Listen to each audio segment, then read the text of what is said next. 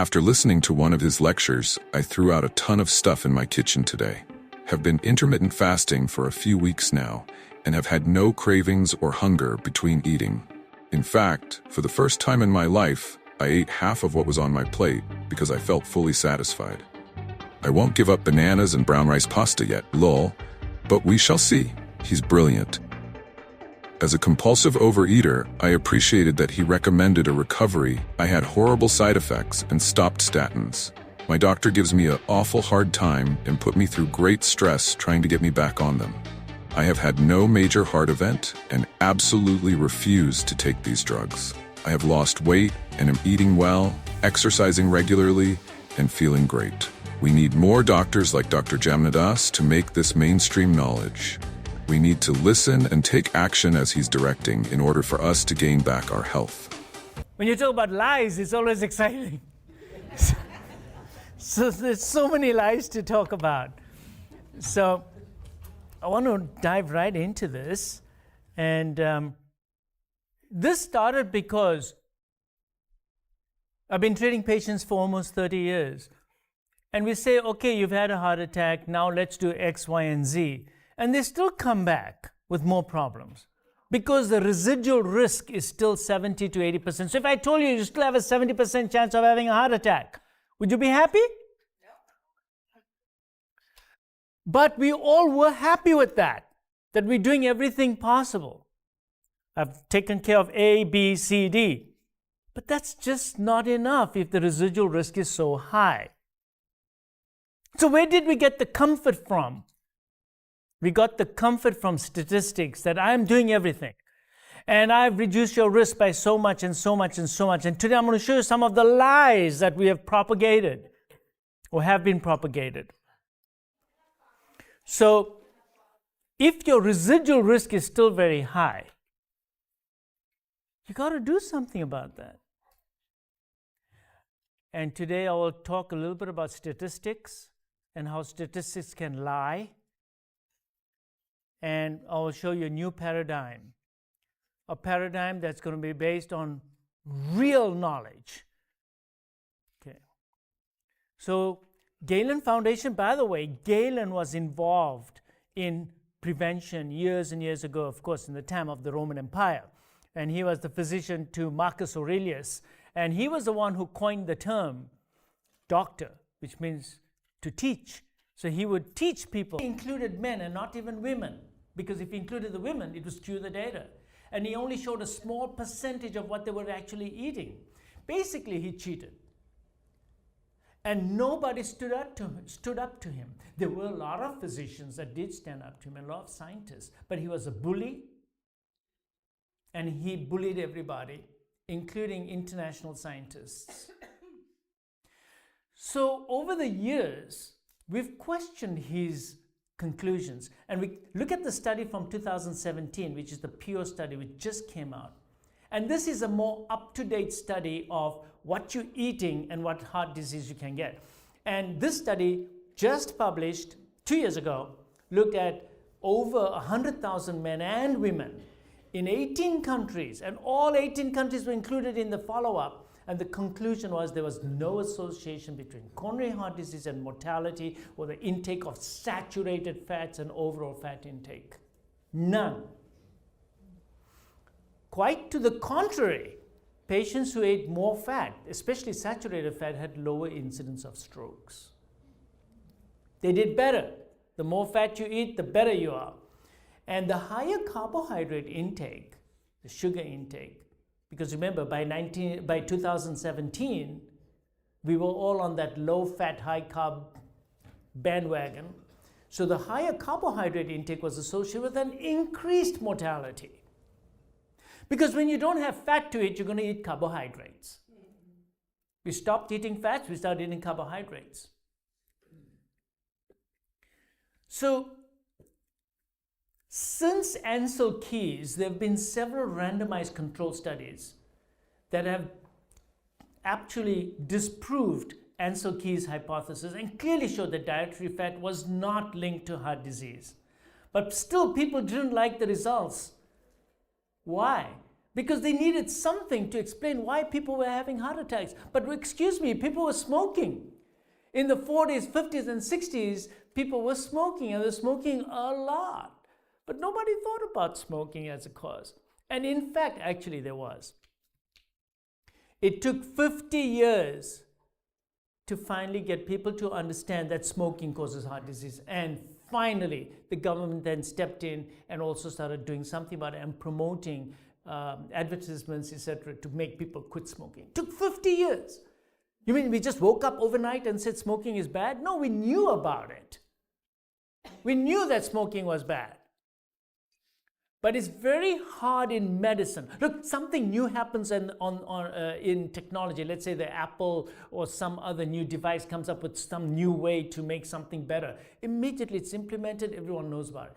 Somehow in medicine, we have an inertia that takes years and years and years for people to start believing and turning the Titanic. You just cannot turn the medical Titanic. And that's exactly what happened. So they needed something to believe in, and the fat hypothesis still continued because other people stepped into it. Trials ran for more than 10 years. Reduced fat intake to about 20% and saturated fat down to 70%, to 7%. Results? No improvement in heart disease. Major failure because it didn't align with people's opinion. People already made up their mind, because all the advertisements were out there. So now, let me talk a little bit about fats. Well, actually, before I talk about that, there was a perfect storm brewing up around this time. In place of saturated fats, people said, well, what should we be eating? Well, the government said eat polyunsaturated fats, promote that. And people were already eating a lot of margarine instead of saturated fats. Margarine is even worse than polyunsaturated fats. Margarines are terrible. At the same time this was going on, nobody still made a big deal about smoking in the 1960s. A lot of smoking was still going on. So the disease process still continued. We continued to see more and more heart disease. So let me come back to the types of fats now.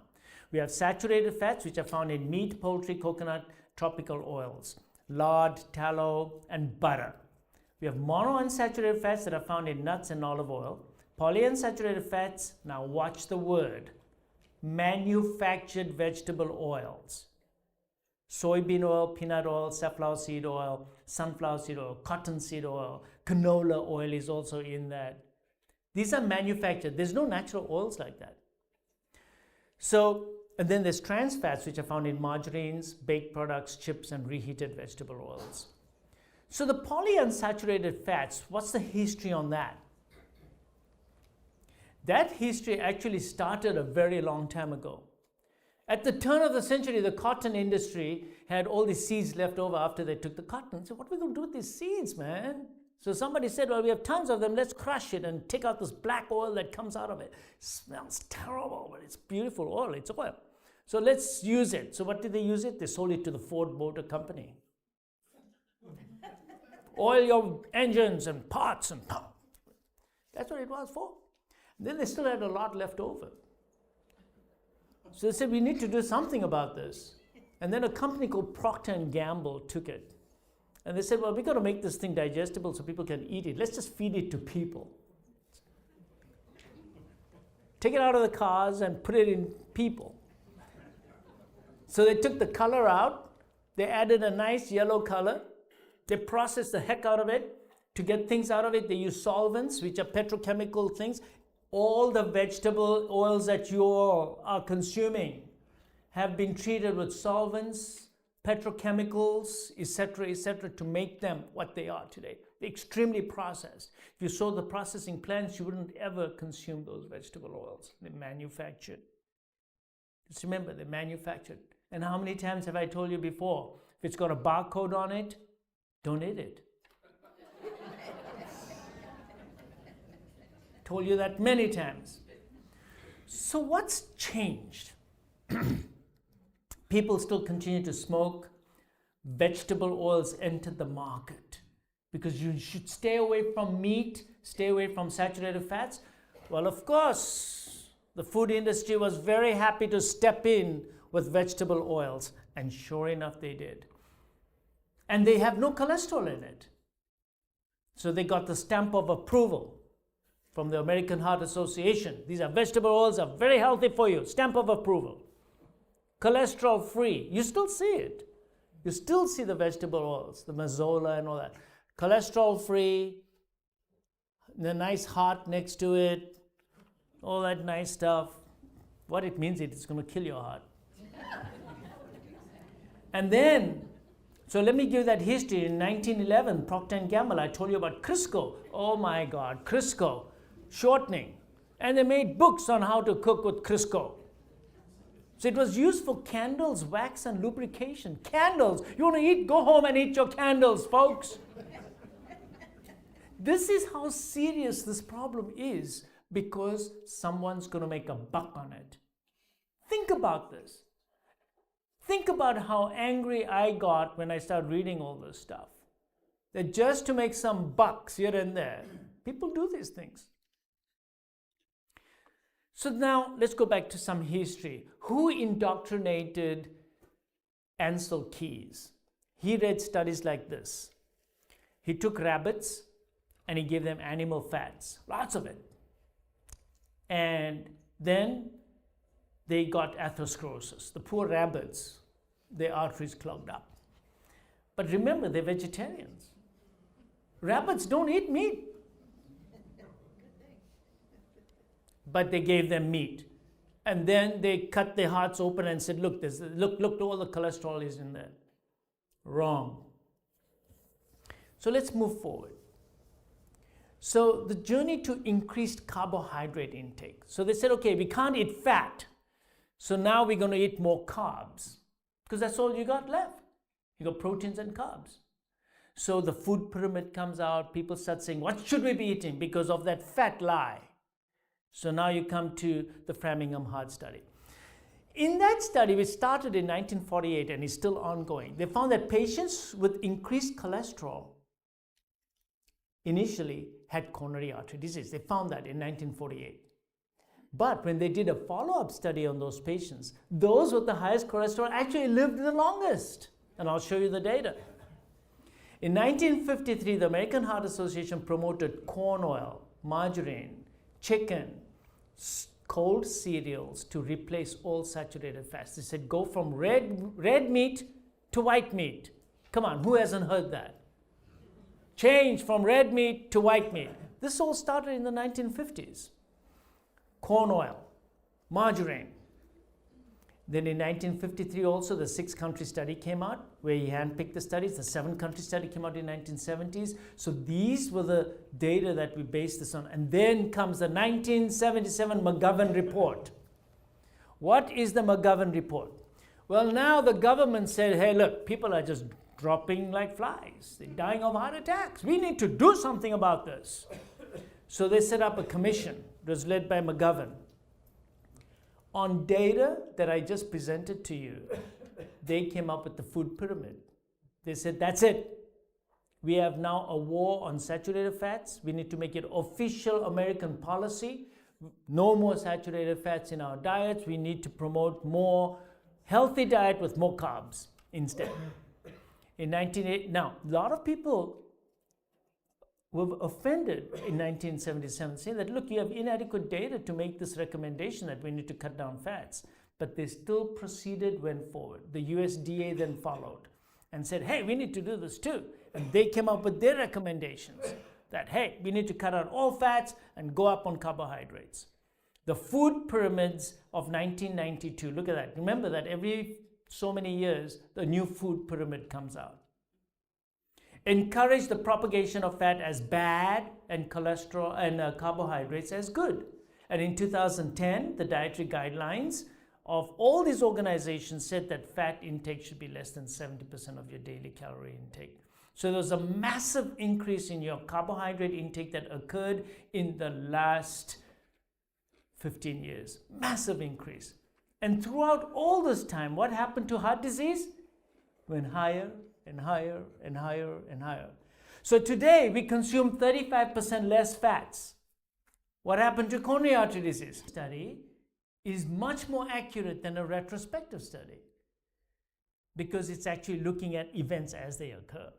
In 1957, the Chicago Western Electric Center, no correlation between dietary fat and cholesterol levels. None. In 1971, the Honolulu Heart Study showed that a low-carb diet decreased coronary heart disease, and there was no correlation between fat and coronary heart disease. None whatsoever. These are huge studies where they took tens or hundreds of thousands of people and followed them. In 1999, the University of California study also showed low-fat diets caused patients to change the lipid profiles from pattern A to pattern B, which is the bad pattern, which is small dense particles. And a high-fat diet actually made the pattern B go to pattern A, which is the better pattern of your fats. The saturated fats did that. 2001, the type of fat had no effect on heart disease. 2007, the Swiss study. In children, fructose, found in all your juices, and low-fat diets promoted by everybody produced pattern B hyperlipidemia. And we know that that's atherogenic. Why didn't anyone say anything about this? 2010, the Queensland study showed a 16-year follow-up study that full-fat milk consumption actually resulted in 60% less heart attacks. Full-fat milk. 2012, the US and the Germany study showed that dairy fat causes a decrease in your heart disease and type 2 diabetes as well. 2017, the British Journal of Sports Medicine, saturated fat does not clog arteries. Coronary heart disease is a chronic inflammatory condition and the risk can be reduced by a healthy lifestyle intervention. Multiple prospective studies. The data is overwhelming, but we have our head stuck in the sand and we have our heels stuck. We don't want to budge. What's it going to take? So we need corrective thinking. Rabbits are herbivores. That study goes out. Dogs that were given saturated fats, because dogs eat fats and they eat meat, they don't get coronary heart disease. These days, dogs may get heart attacks because you're giving them human food, which has followed the US recommendations. 6 and 7 country studies were deliberately omitted. They're all wrong. The remote tribes of Maasai, the Arctic Inuits, and the Aboriginal tribes of Australia consume 60% dietary fat, mostly saturated. And guess what? They have the lowest incidence of coronary artery disease on planet Earth. Breast milk. The poor child is born. And he's already feeding on 54% saturated fat. Saturated fat, that's in mother's milk. 54% saturated fat in mother's milk. Yet, if you look at today's feeds that we give babies and milk that we make artificial milk, it doesn't have saturated fat in it. Excuse me, you're trying to give the baby something that mimics mother's milk. Then put 54% saturated fat in it because it took 2.5 million years to come to that point. Evolution's done the job for us. They've done all the research for us. But no, we know better. Let's look at that history. The Paleolithic era, 2.5 million years. Homo sapiens came about 200,000 years ago. It took that many years to make our genome, that this is the physiology you're going to have. It took that long. We were hunter-gatherer men. We ate fatty animal parts, a few seeds and roots, fruits, bulbs and grains and legumes and corn. Very little, but we ate mostly animal parts and some fruits and vegetables. Then came the agricultural era, 10,000 years ago. We increased our carbohydrate intake. Not massively, but we did. And what happened to man? He started getting dental caries. All the data show. Man became shorter and fatter. Then came the industrial age, which only started 250 years ago. And with it, we boosted our carbohydrate intake even more sugar. Sugar. Plain, simple sugar. Sugar came about now. Why? Why? Because sugar actually came from Borneo and then went slowly up towards China, then the Far East, and then finally came to India. So from 8,000 years ago, about 2,000 years ago, it came to India. When it came to India, there was some smart guy. He was not a computer guy, but some smart guy in India who discovered how to take molasses, which went bad, and he made crystals out of it. Once he made crystals out of it, now you could keep it forever and you can transport it. So in a short period of time, it went straight from India to the Middle East, to the Persian Empire. From there, it went into the Roman Empire, the Greek Empire, all that stuff, and then went into Europe. And before you knew it, the whole world was hooked on sugar. And then, because you can't grow sugar in Europe, they said, well, now we need new land. And they went out and discovered new land where sugar can be grown, and hence all the colonies and everything. It all comes down to sugar. The colony was not sought because we just wanted new land. The real incentive was sugar. Now today, sugar also comes from beet. So what was the story behind beet? The story is very interesting because what happened is that right after just after World War I, Europe did not want to rely on some of the other allies to get sugar because they had the Far East or the West Indies, and they had places like the colonies. So Germany did not want to rely on some of its allies. So he said, well, we got to find a way to make sugar grow here in the cold climate of Europe. Well, how are you going to grow sugar in Europe? But the Germans were very innovative. So the scientists went to work and they came out with a way to make sugar out of beet. So today, almost 50% of our sugar comes from beet, I think, around that figure. So it was discovered in Europe by the German scientists. So there you go, they suddenly had sugar as well. Hence, sugar intake went even higher. And also, I told you that vegetable oils came on the market just at the right time when Ansel Keys said, stay away from saturated fats. And bingo, you have an explosion now of carbohydrate intake and decreased fat intake. Let's talk about cholesterol and mortality. Remember I told you in the Framingham study, initially they found that and then they followed it for 30 years. What's the conclusion? The Framingham is one of the most robust studies in medicine. They showed that there's 11% increased mortality for each 1% drop in your cholesterol. Right. And there was no increased mortality with the high cholesterol patients. And this was published in JAMA. This is very frightening, guys. So why was the McGovern report passed? Because they felt compelled to do something. And guess who had a heart attack? Eisenhower. Look, he had a heart attack. But everyone forgot that he was a chain smoker. He used to smoke at least 3 packets of cigarettes, from what I understand. The 2005 European cardiovascular statistics also showed an inverse relationship between cholesterol and cardiovascular. It's the opposite. The higher the cholesterol, the better they seem to do.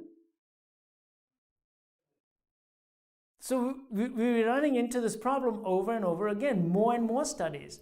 No significant evidence of concluding that dietary saturated fat is associated with increased heart disease. Massive study. No relationships of fats to myocardial infarction.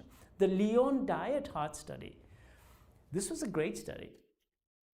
Mediterranean diet versus a low saturated fat Western diet. Low saturated fat Western diet, which is what we have adopted now, right? Versus Mediterranean. Showed an increased risk in the low saturated fat diet.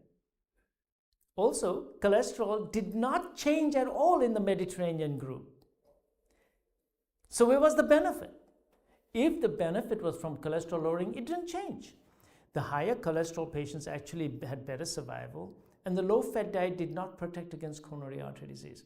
So people who spoke up to all this risked chastising by their colleagues. the funding may be withdrawn from them because it goes contrary to what we've been taught for all these years. And therefore, in the past 100 years, we have seen a 535% increase in fish oil intake, a 1,150% increase in the sugar intake, 83% decreased saturated fat intake, 200% increase in the chicken intake, and a 30% decrease in red meat intake, and yet coronary artery disease is going up and up and up and up and up. It tells you a story. Unless there's something else that's causing us to have heart disease here, right? And there is. There are other things that are causing it. And that's where we need to concentrate on. What is it that's making us have heart disease? It's not that. It's not the saturated fat. If you have a cholesterol greater than 290, it's 1.3. That's 1%. But that's 1% absolute risk. But your relative compared to the other group on placebo, it's 1.3 to 1.3, it's 4.1. That's 400% increased risk. Relative risk. This is falsifying of statistics. Relative risk doesn't give you actual risk because your actual risk is still very low. So if your LDL is greater than 290, your actual risk is 1.3. But compared to the guy with the LDL of 150 who has a 0.3, there's a difference of 400%. Did you get that? It's statistics. All right. Let's talk about, okay, I think I already talked about the Honolulu study, so I'm going to move on. This was another study that showed there's an inverse relationship between LDL and mortality in elderly people. Now, this is a very important study. I wanted to show you this because this is a 2016 study, that high LDL is inversely related to mortality in people over 60. People over 60 need a higher cholesterol level. They actually live longer and they do much better. And that's what the study showed. So about these drugs, let's come back to the drugs. So what did Ancel Keys do? He said, cholesterol is a problem. So I'm going to give people corn oil and see what happens to their cholesterol. And sure enough, people who took corn oil, 2 tablespoons a day, versus those who had regular diet, what happened to their cholesterol? So go to the bottom to the results and you'll see corn oil diet. What happened to the cholesterol? It went down from 260 to 225. That's fantastic. So Ancel Keys is right? But when they looked at 3 years survival, the corn oil group, only 50% was still alive, and the usual diet, 75% of them were alive. So your cholesterol lowering did not correlate to any mortality improvement. It just made the number look better. So it's true. Polyunsaturated fats will lower your cholesterol level, but you'll die sooner. And this has been shown over and over and over again. So lower your cholesterol nicely through that, and you'll die faster. Let's look at the lipid research clinics. Here what they did, this is what started the statin frenzy. We take cholestyramine. Cholestyramine binds cholesterol, lowers your cholesterol. They gave it to patients, and they found that 24% reduction in heart disease rate. Heart disease went down by 24%. Total mortality? No change. No change. So, okay, son, you won't get a heart attack, but you'll die of something else real fast. And that guy who's not taking any cholestyramine, right? Okay, he's not going to get, he's actually going to live the same time as you. What's the point? So the study urged pharmaceutical companies find a drug that will lower your cholesterol level, but there was no change in mortality. So where did this 24% reduced heart disease come from? Flawed data. Look at this study. This was the Ascot LLA study. This is a very nice study. And now this is a beautiful study actually. Let me show you this. This is what came out of it. In patients with multiple risk factors for heart disease, this is a true advertisement, by the way.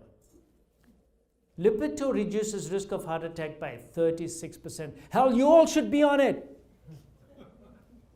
I would. 36% reduction in come on, are you crazy not to take this drug? Doc, are you crazy not to take this drug? So how did they come up with 36%? And I want to show you how they came up with 36%. And this should make you pretty angry. So the event-free survival was 98% in atorvastatin. Event-free, that means nothing wrong, they survived it. The placebo group, who did not take the drug, only 97% of them had an event-free survival. So there was a difference, definitely. The difference was 1.1%. So whether you all took the drug, this group did not take the drug. The difference after the trial, which you got to take it for many years, this one was actually stopped after 2.5 or somewhere around 3 years. The difference in these two groups was 1.1%. That's it. So now let's churn this to see how you come up with 36%.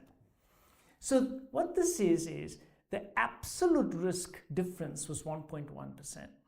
Now let's work out the relative risk. I told you how to work that out. The relative risk is the difference divided by the risk that was in the placebo group. So it's 1.1. The placebo group had 97% survival, so the death rate was 3%. So you divide it by 3. So it's 1.1 divided by 3 equals 36%. So they worked it out that there's a 36% reduction. When in reality, this graph should look like, this picture should, Lipitor reduces risk in heart attacks by 1.1%. Well, that's not going to sell your drug. Absolute risk reduction was 1.1. So what is the number needed to treat? If you have multiple heart risk factors and you took that drug, your NNT was 91. That means 91 patients have to be taking that drug for 3 years or 4 years to save one event. So what am I saying here? That do these drugs not work? No, of course they work. There is efficacy to it. They do work. But they don't work as well as you think they do. The statistics augment the benefit. And it is a play of statistics that makes it look that way. And I've been wondering about this because I'm saying, if I'm that good, my patients shouldn't be getting heart attacks. Especially if I've already put a stent in them and fixed them and you're coming to see me, come on, you shouldn't be getting heart attacks. But they do. Because we're missing things, because we put too much importance on the pharmaceutical effects only, but the biggest bang you're going to get in healthcare is not this, it's your diet. The biggest bang you're going to get if you want to reduce your risk is diet. And that diet is not fat because that's full of lies. It's all to do with insulin and carbohydrates, which is a different talk. And I'll show you the evidence for it. Just like how today I'm showing you the evidence here with the falsification of fats and drug effects. Look at the Jupiter study. This was a huge study that came out using rosuvastatin. Event-free survival, 98%. If you didn't take the drug, you didn't live very long. You only had a 97.2% survival. Difference, 1.2. Let's do the math. 44% relative risk reduction. Absolute risk reduction, only 1.2. NNT, 83. You all become very good statisticians now, aren't you? But you're seeing now how you can make statistics say what you want it to say when it comes to relative risk. And when you play the graph out the way you do, you look at that graph. I want you to see the first graph. Rosuvastatin so low, placebo so high. But then when you look at the vertical column, it's 0.02, 0.01. You magnify that. Now look at the bigger graph, which is the wider one. Cumulative incidence at the top and the years that go by, 4 years, 5 years. Do you see the two groups kind of separating out at the bottom? Hardly any separation. There is a separation. I don't deny it. There is separation. But don't think that that is going to give you a great advantage in life. There is a benefit, but it's not as big as you think it is. There it is again. Look at that 44% difference is reflected in that little area right there. So you go back to all the way to 5 years and you look at the cumulative incidence if you didn't take the drug. It's still very, very low. So let's talk about the side effects of some of the statins. A lot of lies here as well. Your testosterone levels go down because this cholesterol is a mother molecule that makes testosterone, it makes hormones, it makes a lot of things in your body. And your brain is full of cholesterol too. Weight by weight, there's a lot of cholesterol in your brain. You need it. So 2.5 million years of evolution gave you all that cholesterol and created a system in your body only to kill you now. So the statins. Statin use increases the risk of kidney disease. 8.5-year follow-up study, clearly documented. Statins and musculoskeletal conditions. Yes, already been well documented. Erectile dysfunction, type 2 diabetes. This is the one that bothers me, type 2 diabetes, because the NNT4 or NNH number needed to harm is between 15 and 25, which means I give it to 25 people, I've harmed one person. He's going to develop insulin resistance or diabetes. And you know that that's not a good diagnosis. So 11 randomized controlled trials showed no evidence of any all-cause mortality in high-risk primary prevention studies. So there's no survival data. None whatsoever. There's not a single study there that showed improved survival. And the reason I'm saying this is, let's get out of this misplaced comfort that we've done over the years on pharmaceutical interventions and blind faith in what has been taught to us by the USDA, by the food pyramid, and by the food industry. Because the food industry is very happy to come up with a new concoction. Well, how about just eating real food? Real food. Forget the industry. We just want real food as it comes. If it looked like the way God made it, then eat it. That type of food. But that doesn't make money for the food industry. See? This is the NNT for diabetes in the Jupiter study. No, sorry, not the Jupiter study. This was in another study. And it was 15, which is very alarming, very high. These were the initial studies that showed that these medicines do have side effects.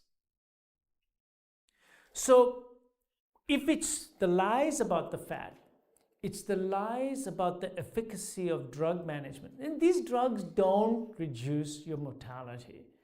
Therefore, because they're ill-founded, fats are not the problem. The bad fats are your polyunsaturated fats. They're made from seeds. But you don't even need to think further because they're manufactured. If it's manufactured, it's got a barcode on it, don't eat it. It's manufactured, it's made in a factory, don't eat it. We need to reevaluate our fundamental foods. We need to go back. At the turn of the century, we were eating a lot more fat. There was hardly any coronary artery disease at the turn of the century. At the turn of the century, it was unheard of. There were only 500 cardiologists in 1920-something. There were only 500 cardiologists in the United States. Heart disease was literally unheard of. We started going higher and higher and higher because of our lifestyle, from smoking, taking in polyunsaturated fats, and our love affair with carbohydrates. Carbohydrates are your problem. And my next talk is going to be on the bittersweet truth, which is different from fat lies. The bittersweet truth is going to be all about carbohydrates. And it's going to talk about how that is what's causing our problem. The lipid abnormalities that we are now detecting in everybody, we couldn't explain them, are explained by abnormal carbohydrate metabolism. It's the high insulin levels. And I'm just going to leave you with a teaser on that. Because what happens is by the time your sugar levels are up and your hemoglobin A1C is up, you're already doomed. you're already going to have heart disease because it started 10 years ago when your sugar levels and your A1Cs were under perfect control at the expense of high insulin levels. So I'm going to say that one more time because this is the crux of that. For about 10 years, before you become a diabetic, your insulin levels were very high and could have been detected, and you could have acted upon it. But you didn't, because nobody knew about it. And your insulin level being so high, your glucose was able to be maintained normal. And your A1C is fantastic. You go to the doctor, the A1C is fantastic, you're great. But nobody measured your insulin levels. And your insulin level being so high causes atherosclerosis. It causes, explains all the lipid abnormalities that we're seeing. So what I've done now is, after having done this research, I'm measuring insulin levels. So you drink about a bunch of sugar water and measure your insulin level. And your insulin level, if it's high after drinking sugar water, even though your sugar is normal, you have hyperinsulinemia. You have insulin resistance. When you start treating a patient at that level, now that's preventive medicine. Now you will prevent that patient from becoming a full-blown diabetic in the future, and with it, cardiovascular disease. And I will show you what the benefits are. I already alluded to this on my last talk when I talked a little bit about fasting and what that does to insulin levels and how that improves insulin resistance. But it does come back to carbs, but I'll show you real hardcore data that's going to be amazing for you all. That it is all to do with carbs, it's all to do with sugars that we take in. Stop consuming sugars, stop giving your children poisons, which is the sugars. Stop giving them excessive amounts of fructose as well. Remember, fructose was supposed to be consumed right before hibernation so that you put on a lot of fat so you can go into hibernation.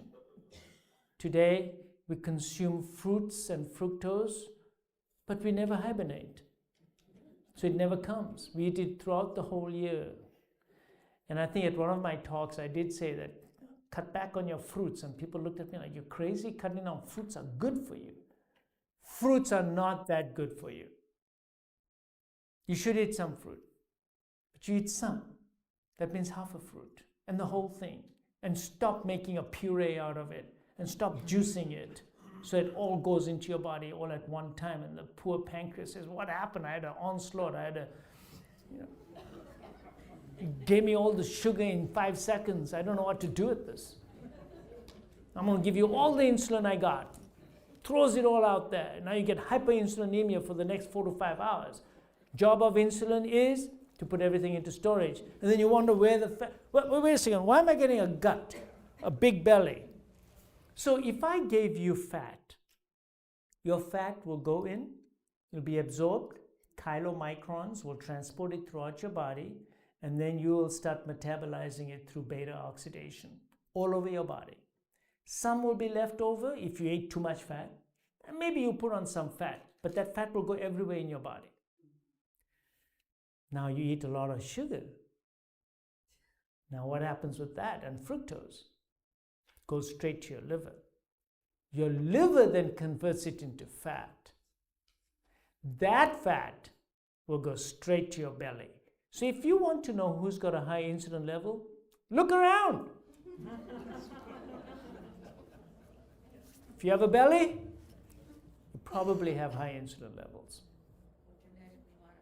So all you need to do for those patients, you can go straight to the diet I'm talking about, or, well, I'm a scientist, I need a level.